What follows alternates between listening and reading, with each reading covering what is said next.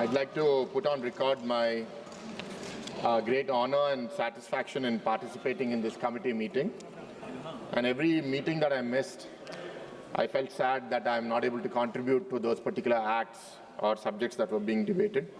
I'd also like to appreciate our chairman, Tejasvi Suryaji, for his leadership in the committee and the opportunity given not just to members of the ruling disposition, but all members, including the opposition, who participated very actively in the Jan Vishwas 2 bill. Sir, I want to give you one anecdote before I get into the details of the bill. In one of the committee meetings, one of the people who came to come and present to us, two of the members, Mr. Gautam and Mr. Rishi, had written a book called Jailed for Doing Business. And they had identified that in the center and in the state, there are about 26,000 provisions that attract criminal action, of which around 6,000 belong to the center and about 20,000 belong to the state. One would expect that if such a book would come, either the government would ignore or the government would not act as per the opposition. But it is this government that called Mr. Rishi and Mr. Gautam not more than a few weeks after this book was published to come and speak to them and give them the details of what they mean. And they were then taken on as experts to work with the committee that the government had set up under the leadership of Honorable Prime Minister Modi ji. Rajiv Gaubaji, who was the former CABSEC, in his leadership, focusing on ease of living, ease of doing business, they had started identifying what should we decriminalize, what should we deregulate, how do we improve the ease of doing business. And as Tejasvi ji said, I think a testament to that is India's ease of doing business improving from the ranking improving from 142 globally in 2014 to 63 in 2020.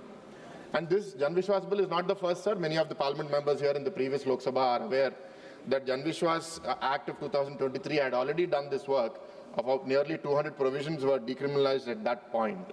Even this committee, sir, when we began, we had only 17 acts and about 300 provisions that were going to be decriminalized, deregulated. But during the course of the committee, I think the enthusiasm of the members and the participation and also the proactiveness of the Honorable Minister Piyush Goyal ji and the officers of the ministry, they had increased the scope from 17 to 79 acts and almost 800 provisions. I think all of the members in the committee welcomed it with open hands, because if we're doing something that is going to benefit the nation, benefit citizens, benefit small businesses, not all the members. Sribharat ji, not all the members. Sir?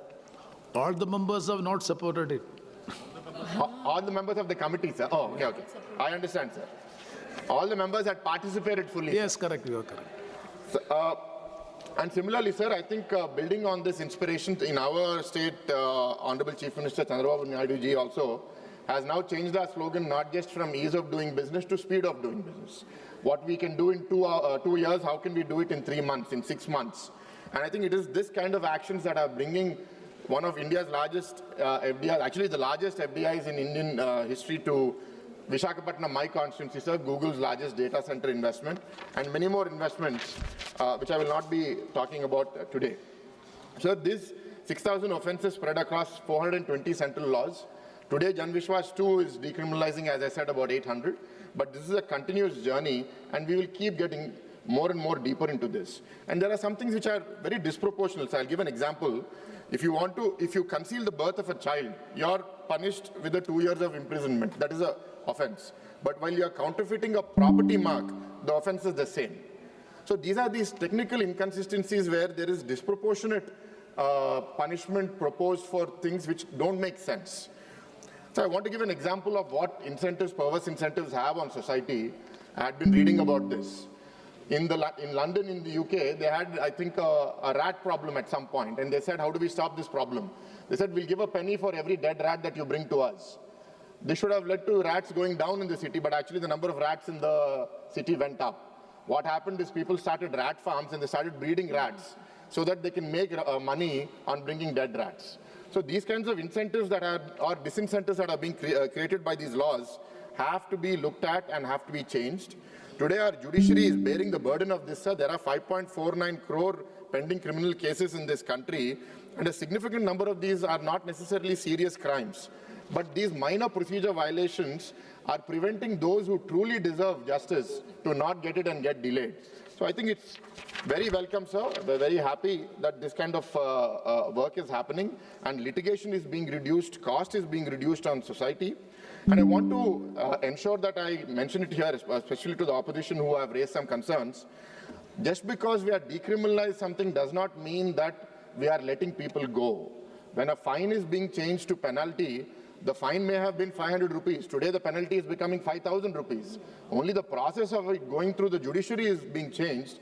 The ministry, through the appropriate offices and appropriate adjudicatory mechanism, is able to identify the wrongdoers and give a penalty which is much swifter.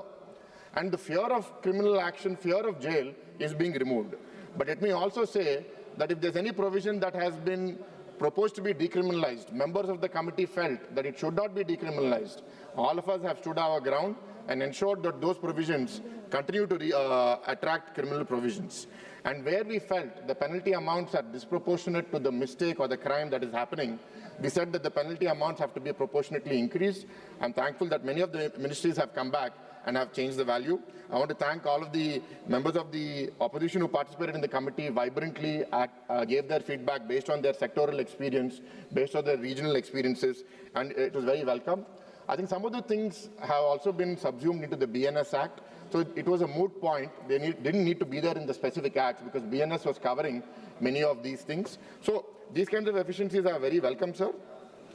I'll give another example, sir. Like, for example, in the Drugs and Cosmetics Act, even a small mistake like a packaging error could lead to jail for up to 1 year. That has been replaced by a large monetary penalty. We understand when a large company does this knowingly, but when a small MSME does this unknowingly or due to some employee's error, they should not be penalized disproportionately for such actions. Similarly, in the Motor Vehicles Act or in the Food Safety and Standards Act, many of which impact most of our 140 crore people, we were able to do some major changes, sir, and it gives me a lot of satisfaction that we've been able to do this. So I'll just end with two suggestions, sir. One is, sir, in the various acts, there are different kinds of penalties, but if you look at countries like United Kingdom, Australia, what they have done is they have a standardized scale system or graded of penalties, which will make it easy for us, where we have to just say that this is a grade 1 penalty or a grade 2 penalty, becoming very easy for us to implement. And the next, sir, as this Jandishwas 2 is now present in the bill, what I recommend is, or I request, that this be a constant body of the parliament, which is constantly looking at decriminalizing, deregulating, and not just ending with one committee, because if you see, sir, we have not just decriminalized or deregulated acts from 100 years ago, we've also done acts that were 5 years old or 7 years old, which means this government is thinking constantly, the act that we've introduced, the provision that we've introduced, is it having the intended outcome or not? If not, then let us look at revising it. Even if it is a bill that we have passed, we should have the vision to improve it and correct it. And lastly, sir, in Andhra Pradesh now, we said it is not the next step. What suggestions to the government, sir, is in the process of digitization over the last 2 decades, what we have done is, if it is an 11-step process in paper, we've made it an 11-step process in the digital thing.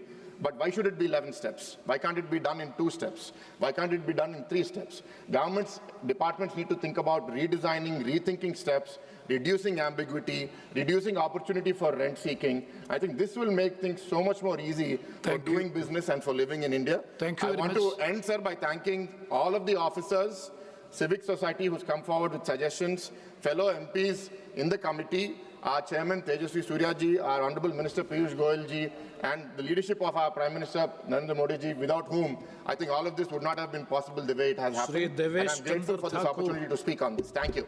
Thank you. Thank you very much.